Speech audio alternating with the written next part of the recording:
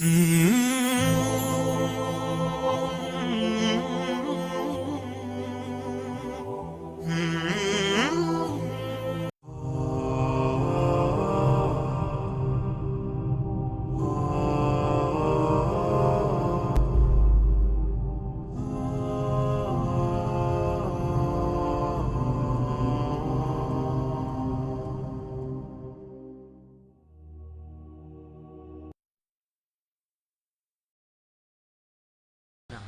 ini bukan pertanyaan, tapi permohonan, Ustaz.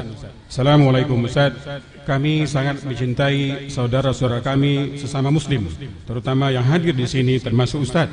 Tolong lihat wajah kami, Ustaz. Pandang dengan seksama. Kalau nanti Ustaz berada di surga, kami tidak kelihatan, Ustaz. Tolong cari kami, Ustaz. Ajak kami masuk ke dalam surga sampai kepada Allah bahwa kita pernah duduk di majlis yang sama.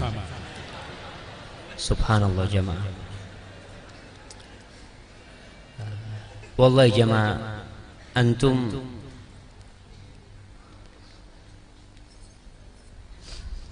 tidak tahu dengan dosa-dosa. Antum bisa senang sama anak kayak gini, mandang karena Allah menutupi dosa-dosa.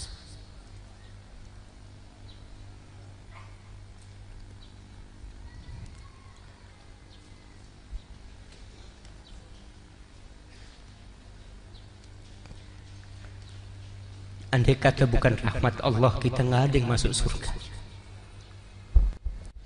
Maka antum minta rahmat Allah SWT. Dan doakan Ustaz antum semoga dia juga masuk surga.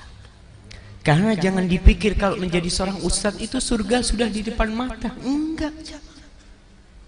Sama, kita sedang berusaha untuk masuk surga Allah Subhanahu wa ta'ala. Dan perjuangan Ustadz untuk masuk surga mungkin jauh lebih berat dari perjuangan antum.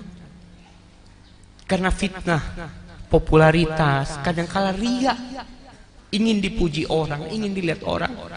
Para jemaah tahu, yang pertama menjadi korek api neraka itu seorang ustaz.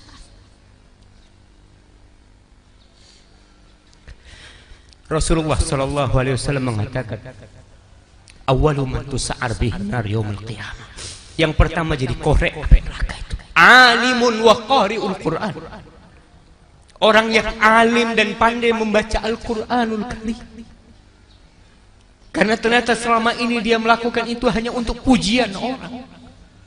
Dan berat kita memohon kepada Allah agar Allah menutupi dosa-dosa kita dan mengampuni semuanya. Maka kalau antum katakan seperti itu, nggak pantas antum mengatakan itu kepada Allah. Ibnul Jauzi rahimahullahu ta'ala, dia pernah di sebuah majelis, dia lagi mau ngisi kajian, dia lihat banyak yang hadir. Lalu terjadi dialog di diri dia. Ada yang mengatakan kepada dia, kaifa inna jahaula'i wa halak. Gimana kiranya kalau semua yang kau dakwain semuanya masuk surga dan kau tidak masuk surga? Gimana? Padahal kata Ibnul Jauzi, pernah datang di majelis ana 10.000 orang. Di antara ada yang menangis, ada yang masuk macam-macam orang tobat. Tapi gimana kiranya kalau mereka masuk surga dan kau masuk neraka? Maka Ibnul Jauzi cuma bisa memohon kepada Allah Subhanahu wa ta'ala. Wallahi jemaah, kita saling mendoakan. Kita saling mendoakan. Antum husnudzon kepada anak karena antum tidak tahu dengan dosa-dosa anak, dan semoga Allah menutupi dosa-dosa kita. Hadza wallahu a'lam. Tunjukkan pada kebaikan-kebaikan. Bukankah sering Anda dapati seperti itu? Mungkin Anda bersahabat dengan teman yang tingkat ibadahnya jauh di atas Anda. Anda masih sibuk dengan urusan dunia, tapi masih menunaikan sholat, masih puasa. Tapi karena kesibukan dunia Anda, Masya Allah, kurang bekal ibadah Anda. Tapi beruntungnya Anda dengan punya teman yang soleh, berjamaah dengan imam yang soleh, puasa dengan dia, buka sama-sama, kadang sering ikut-ikut misalnya dalam ta'limnya, dalam macam-macamnya. Masya Allah. Maka tiba-tiba ketika Anda dikenal oleh dia, diingat oleh dia, di akhirat nanti, tidak ditemukan Anda. Ya Allah, dia kawan saya, ya Allah. Dia teman saya, ya Allah. Dia saudara saya, ya Allah. Kami pernah ta'lim sama-sama, ya Allah. Kami pernah puasa sama-sama, ya Allah. Kami pernah sholat berjamaah sama-sama, ya Allah. Mohon jangan pisahkan, ya Allah. Jangan pisahkan. Pertanyaan, sudahkah Anda punya teman seperti itu? Yang bisa menolong dalam kebaikan? Kalau belum temukan, cepat cari, mumpung masih hidup. Sebab kalau sudah kehidupan itu berakhir, tidak mudah untuk menemukannya. maka pastikan di kantor Anda, teman Anda bisa membawa Anda ke surga. Pastikan di rumah Anda, pasangan hidup Anda adalah teman yang bisa membawa Anda ke surga. Pastikan di tempat kehidupan Anda, siapapun tetangga Anda, kerabat Anda, teman-teman sekolah anak Anda adalah teman yang bisa mengingatkan dan membantu Anda untuk mencari Anda bisa masuk ke dalam surga. Dan saya mohon pada Anda semuanya, tolong ingat ini ya, baik-baik. Kalau nanti di akhirat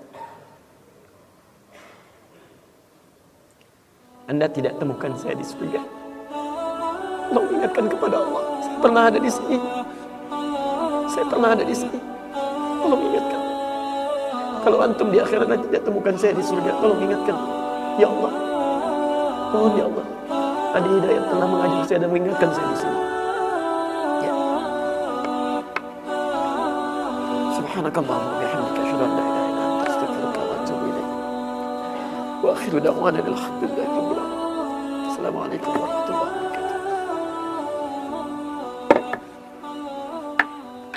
Hadirin dan hadirat yang dirahmati oleh Allah Subhanahu wa taala, sebagaimana yang telah diiklankan bahwasanya judul pengajian kita pada pagi hari ini adalah Kutunggu Engkau di Telagaku, ya.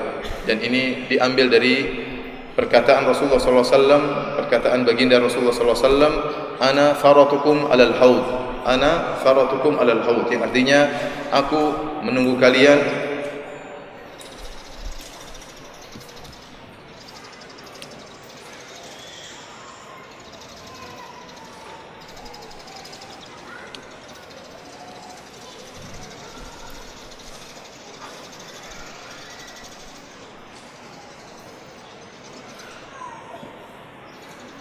yang artinya bahwasanya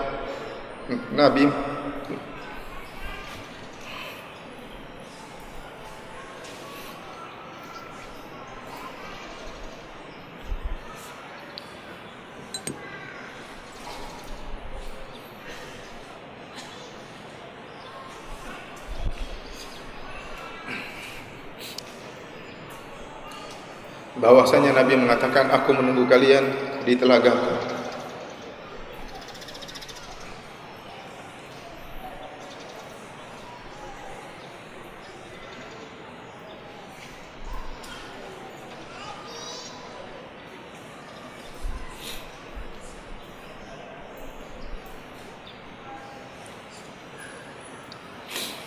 Ikhwani fillah wa akhwati fid din, azani Allah wa iyyakum.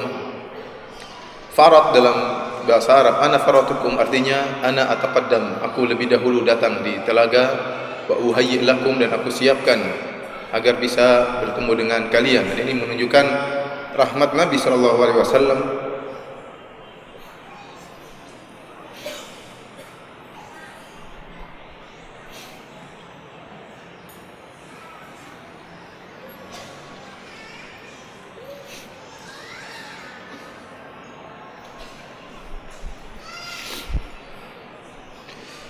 dan ini menunjukkan rahmat Nabi dan kasih sayang Nabi SAW kepada umatnya, sehingga Nabi SAW datang dan menanti umatnya agar umatnya bisa minum dari telaganya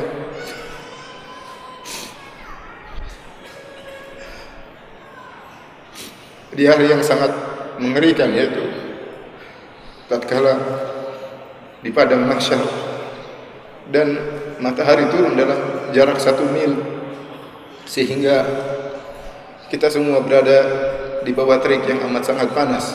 Manusia kehausan tatkala itu. Orang-orang dibangkitkan dari kuburan mereka dalam kondisi kehausan. Ya, mereka sangat haus dan butuh dengan air minum. Dan ternyata Nabi kita sallallahu alaihi wasallam yang sangat luas rahmatnya dan sangat sayang kepada umatnya sudah menanti umatnya di telaganya.